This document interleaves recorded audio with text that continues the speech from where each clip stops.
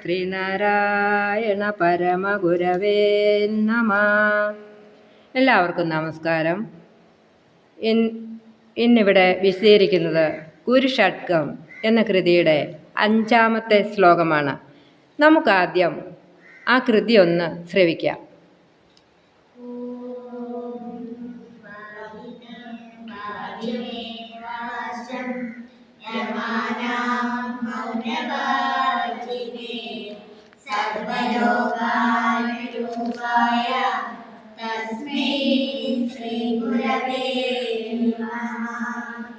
ഇനി നമുക്ക് അതിൻ്റെ അർത്ഥം ഒന്ന് ഗ്രഹിക്കാം.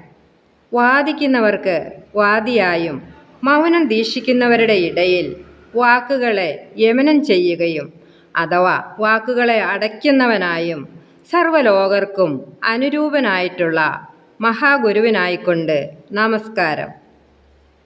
വാദിക്കുന്നവർക്ക് ഒരു ഉദാഹരണം ഞാനിവിടെ സൂചിപ്പിക്കാം. ഒരാൾ മഹാഗുരുവിനോട് ചോദിച്ചു, പശുവിൻ്റെ പാൽ കുടിക്കുന്നുണ്ടല്ലോ, മാംസം ഭക്ഷിച്ചാൽ എന്താണ് സ്വാമി? ഗുരു അപ്പോൾ അയാളോട് ഇങ്ങനെ ചോദിച്ചു, വീട്ടിൽ അമ്മ ജീവിച്ചിരിപ്പുണ്ടോ? അയാൾ മറുപടി പറഞ്ഞു, ഇല്ല, മരിച്ചുപോയി. ഗുരു ചോദിച്ചു, കുഴിച്ചിട്ടോ അതോ തിന്നോ? അതാണ് വാദിക്കുന്നവർക്ക് ഗുരുവിൻ്റെ മറുപടി. ഇനി മൗനികൾക്ക് ഒരു ഉദാഹരണം.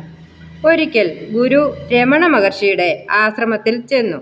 ഈ വരവ് നേരത്തെ അറിയാമായിരുന്ന മഹർഷി ഗുരുവിനെ സ്വീകരിക്കുവാനായിട്ട് ഇറങ്ങി വന്നു. എന്നാൽ മഹർഷി അല്പം താമസിച്ചു പോയി.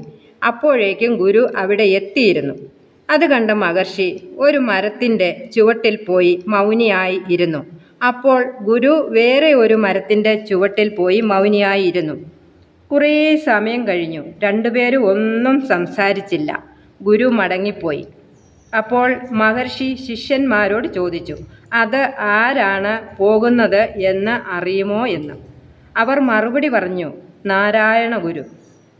എന്നാൽ മഹർഷി പറഞ്ഞു, അല്ല, അത് നാരായണ ഗുരു അല്ല, അത് ബ്രഹ്മം ആണ്. ബ്രഹ്മം എന്ന വാക്ക് 3 പ്രാവശ്യം മഹർഷി ഊന്നി പറഞ്ഞു. അങ്ങനെ മൗനം ദീക്ഷിക്കുന്നവർക്ക് മൗനിയായും ഗുരു ഇരിക്കുന്നു. ഓം ശ്രീനാരായണ പരമഗുരവേ നമഃ.